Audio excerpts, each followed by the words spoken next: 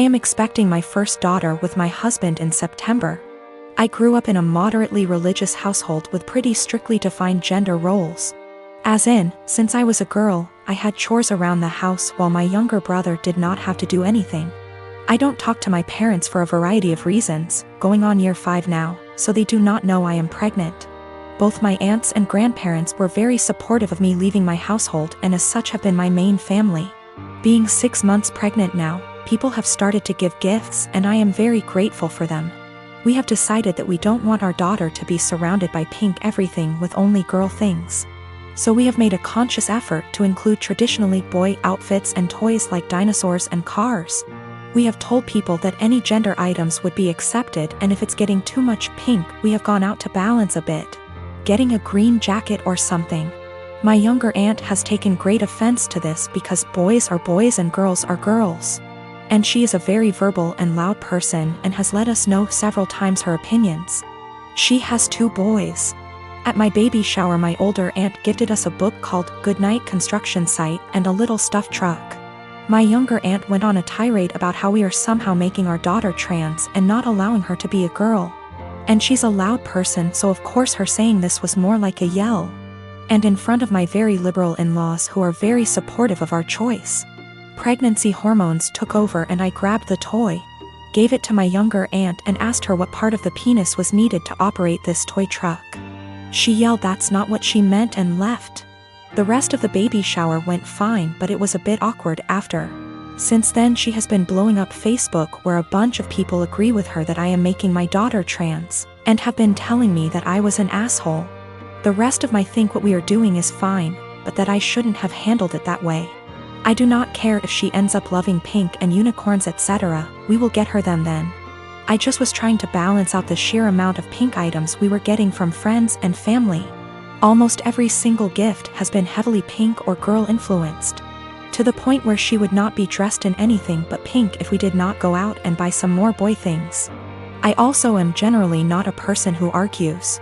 But I feel like a bit of an unholy because I intentionally said this as deadpan serious as I could and with the intent to embarrass her in front of our family members present. My delivery and question did have the intended effect and she went quite red before leaving. This was also the first transphobic comment I've ever heard out of her mouth. While we all grew up quite conservative, my older aunt coming out 27 years ago really changed my family's perspective. My grandparents have changed from what they previously viewed and my aunt was always supportive of my other aunt. My younger aunt always wanted a girl. So I thought she was just trying to act out her fantasy girl with all her gifts and preferences. I'm a 28 and I have a sister. For the sake of story, I'll just call Jane. Jane is married to Bob and they have 2 kids, boy and a girl. My niece and nephew are wonderful kids and no trouble at all. They fight as siblings do but nothing big. I love them. Now for about 2 years, I did live with my sister. It was a miserable time that really affected our relationship. She saw me as free labor, money and babysitting. Even when I managed to get a small part-time job, she demanded I hand over nearly half my pay or get out. It was hell as she took completely advantage of me. I moved out as soon as I could and we have little contact outside of family gatherings. Now after I moved out, she started complaining how she has no help with the kids and never gets a break. I babysit sometimes but I have made it clear, just cause I am off work, doesn't mean I want an 8-hour day with my niece and nephew. Anyway, she started talking about how she wanted to foster a kid. Not a kid but a teenager. I pressed her for more info on this. She wants to adopt a teenager so she has a live-in babysitter for her kids. This is her logic. I want a kid around 16 or 17, you know, someone who may have been in the system for a while. They can share a room with your nephew, she only has a 3-bedroom house, or sleep in the garage. They can help me with housework, chores, cook and help me with my business. She bakes and sells cookies, also babysit the kids so me and Bob can go out sometimes or have some alone time. They'll be so grateful for a home and won't complain. I won't have to pay them at all.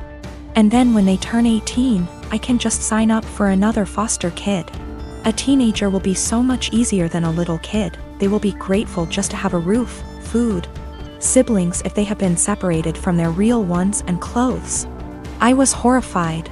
told her it was a horrible idea. She didn't listen to me. She went on with it anyway. About a month ago, a social worker showed up at my apartment to ask me some questions about my sister. She had put me down as a character witness or something like that. I immediately told the social worker why my sister really wanted to foster a kid and how she treated me when I lived with her. The lady thanked me. My sister called crying, saying that she wouldn't be considered for any adoptions or fosters. The social worker told her that they felt her home and her weren't a good fit. She asked if I said anything, and I told the truth. She went off on me, hung up, and we haven't spoken since. She has sent some angry texts. A couple family members are on her side. They think foster kids are dogs or something and would be so happy just to have a roof and would gladly do all the housework. No child is in control of the circumstances that may have landed them in the foster care system.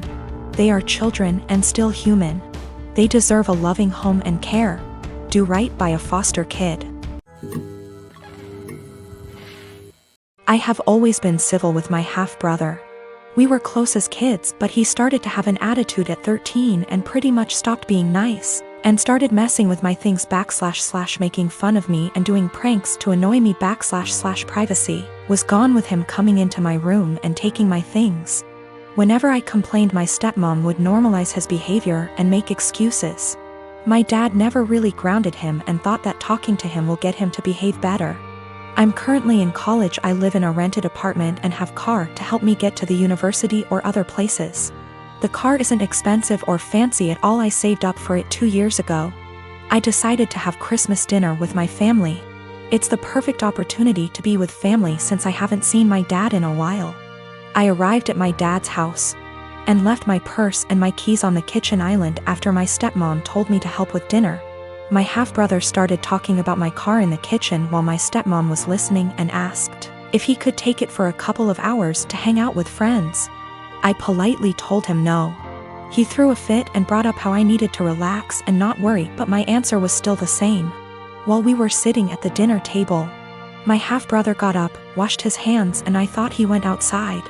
I got busy talking to my dad, and after I got up to wash my hands, I noticed my car keys weren't there. I went outside to ask him, and neither he nor my car were there. I lost it. I started calling his phone, but he hung up on me several times. I was furious. I told my dad I'd call the police if he didn't come back with the car.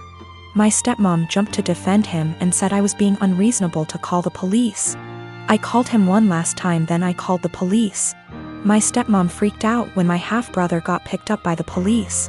She told me to go explain the situation to the authorities, otherwise he'd spend the night in jail. But I refused, especially since I still hadn't got my car back. Stepmom yelled that I ruined dinner and that it was no big deal. He was going to return it after borrowing it from me, but he didn't really borrow it, and she heard me say no.